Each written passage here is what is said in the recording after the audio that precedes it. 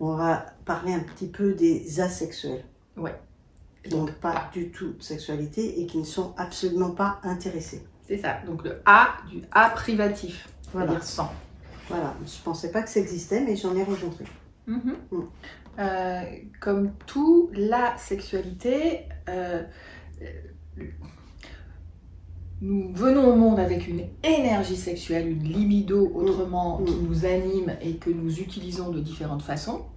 La sexualité, c'est une personne qui canalise son énergie, sa créativité, son désir, ses envies, autrement que dans l'intimité, ou autrement que dans, je dirais, le contact de rapprochement de la peau, et qui la canalise et qui la, je crois que tu dis la sublime, c'est ça? Oui.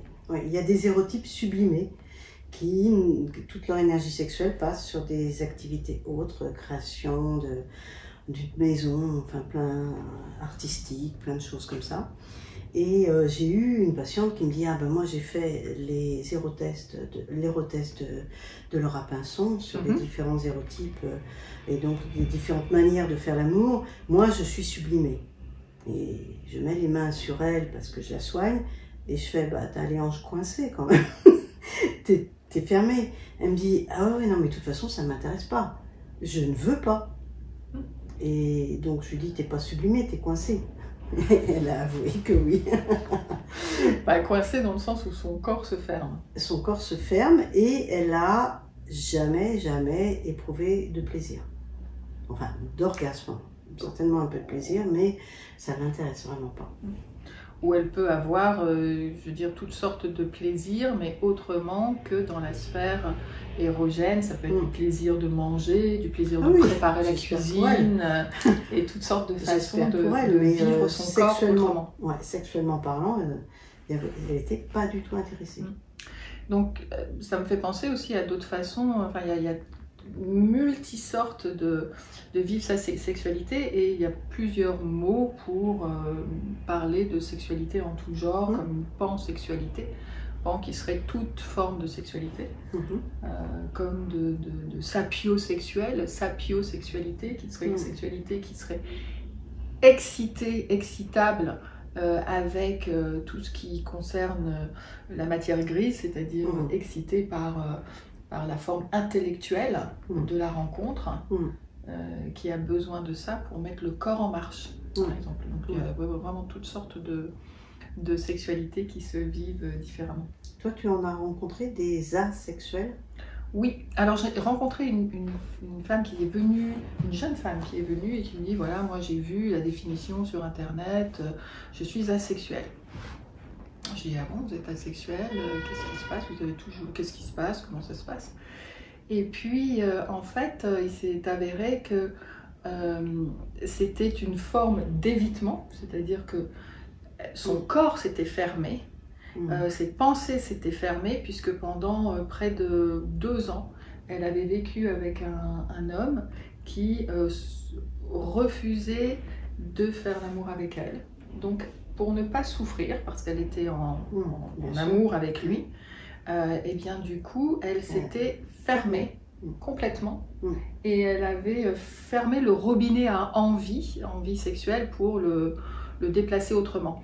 Et donc elle s'était construite une identité pour que ça passe, en quelque sorte, pour accepter le fait qu'elle vive avec cet homme-là, d'asexualité, donc de ne pas être intéressée. Alors que c'était pas, je ne suis pas intéressée, parce que quand elle était arrivée, je voyais bien que ça bouillonnait en elle, que ça avait juste envie de sortir, mais que cette porte-là s'était fermée pour la protéger. Mais donc avec un travail, elle l'avait quittée, et avec un travail sur...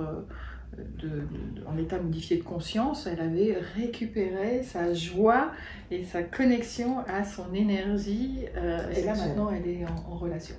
D'accord. Tout se passe bien d'ailleurs. Ouais. Donc, moi j'ai cette idée peut-être fausse, que la sexualité c'est plutôt des blocages qu'autre chose.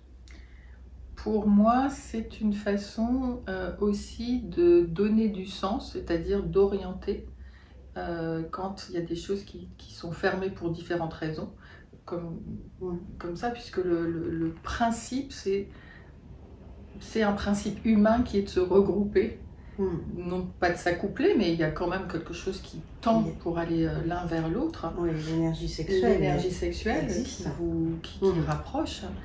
Et à un moment donné, pour différentes raisons, pour différentes stratégies justement de protection, eh bien ça se coupe. Et donc ça se, comme une branche, tu sais, qu'on scie, une branche malade ou une branche qui a été attaquée. Et à ce moment-là, ça se ferme et la personne investit d'autres endroits de sa vie différemment. Et je suis comme toi, pour moi, on est au monde avec une énergie sexuelle. Oui, et une énergie de rencontre. Et qui dure jusqu'à la fin. C'est-à-dire qu'il y a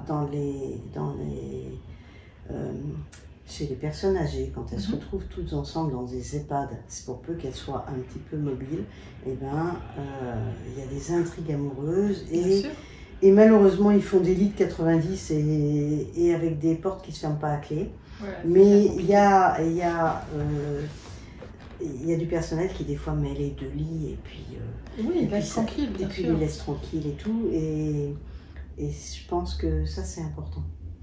Le désir, si tu veux, s'alimente et c'est comme un robinet, et il y a parfois une décision de fermer ce robinet et de fermer ce flot-là parce que c'est trop douloureux, parce que la personne a disparu, son conjoint ou sa conjointe a disparu, parce qu'il y a de la maladie, parce qu'il y a une croyance qu'à un certain âge, eh bien, il n'y a plus d'activité sexuelle. Ça répond à plein d'injonctions différentes, si tu veux. Merci. Merci. À bientôt. Ciao.